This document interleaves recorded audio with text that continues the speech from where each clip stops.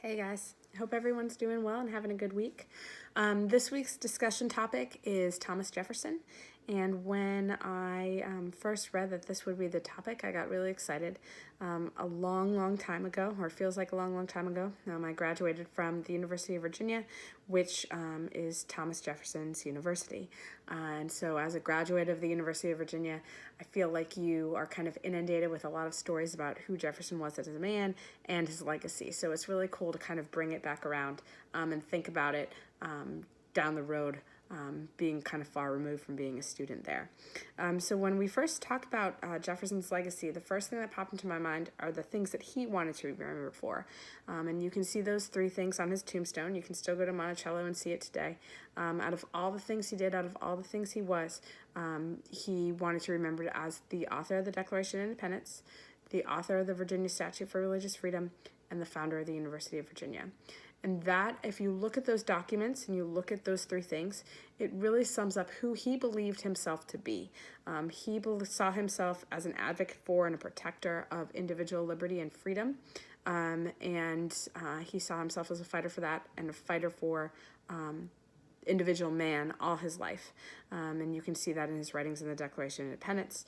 You can see it in the Virginia Statute of Religious Freedom, which goes on to be an integral part of the First Amendment to the United States Constitution. And you can see it in his work at UVA, where he saw himself as an eternal student, right? He said that he was always in another year of learning and he was never done learning. If you're looking at Jefferson, kind of the paradox, which I think you should and you can, I think Joseph Ellis does a really good job in his book American Sphinx of kind of summing up how Jefferson viewed himself was different from the reality that he worked in, and he was okay with that paradox. He was okay with that difference. And that can be really effectively summed up in two decisions that he made during his presidency, the Louisiana Purchase and the Embargo Act of 1807. Most specifically, the Louisiana Purchase. If you look at that story, he was not allowed under the Constitution to purchase that land. He should not have been able to. And as a strict interpreter of the Constitution, as a Democratic Republican, he had just fought an entire election saying that the Constitution should be interpreted strictly. And then in 1803, he turns around and does the exact opposite. He interprets it loosely in order to purchase the land. But that was Jefferson. He saw himself as doing it for the good of the people and doing it for the good of mankind and the farmers that he was working to protect, and ultimately to help with their liberty and freedom and their cause. And so therefore, if he had to kind of push aside his beliefs for a time to get them what he needed or what they needed, he was okay with that.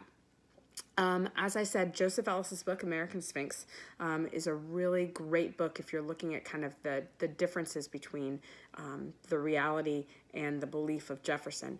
And there's a really good quote from the opening that I think does a really effective job of summing it up. He says, it's long, but I'll try to read it fast. Our chief quarry, after all, is Jefferson's character, the animating principles that informed his public and private life and made him the significant statement and distinctive man he was. As I, Ellis, have found him, there really is a core of convictions and apprehensions at his center. Although he was endlessly elusive and extraordinarily adroit at covering his tracks, there were bedrock Jeffersonian values that determined the shape of the political vision he projected so successfully onto the world and that remained such a potent influence on ours. Moreover, again as I have found him, Jefferson consistently and tenaciously sustained his allegiance to those core convictions from the time he first appeared on the national stage in 1775 until his exquisitely timed death on July 4th, 1826. Jefferson's much-touted contradictions and inconsistencies were quite real, to be sure, but his psychological agility, his capacity to play hide-and-seek within himself, was a protective device he developed to prevent his truly radical and highly romantic personal vision from colliding with reality. And nowhere is that more clear than in Jefferson's dealings with slavery. He had a famous quote that he wrote in 1820 to a friend, John Holmes, where he said, "We have a wolf by the ears," he proclaimed, "and we can neither hold him nor safely let him go. Justice is on one scale and self-preservation is on the other." And he was talking about slavery there. Jefferson believed in freedoms for all mankind, but he was a slaveholder.